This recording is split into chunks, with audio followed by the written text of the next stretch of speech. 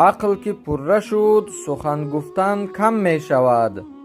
خداوند به ظالم مهلت می دهد اما فراموشش نمی کند. فکر خوب، سخن خوب و عمل خوب نشان خوبی انسان است. تعریف نه بلکه خطاها تکرار می یابند. فراموش کردن خطا بدترین کار است. شیطان را خطا شیطان نکرد بلکه حمایت از خطای خویش شیطان کرد.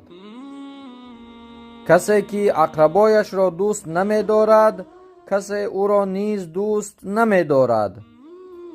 چه طوری که کارهای بدت را پنهان می کنی کارهای نیکت را نیز پنهان کن. ملت ها گوناگون می شوند اما خوبی ها برای همه ملت یکند.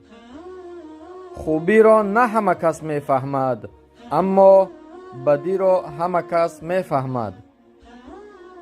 اگر خوبیت را باور کردن خواهی درباره آن چیز مگوی.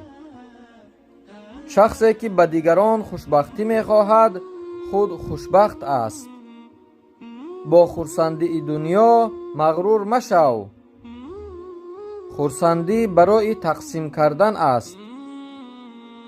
بخشیدن ظالم خیانت است. در آنجا که گرگان استیلا کردند گوسفند مشو. عفت و شکم و ناموس را حفظ کردن عبادت است. برای عبادت کردن وقت خالی جستن احمقی نفس است.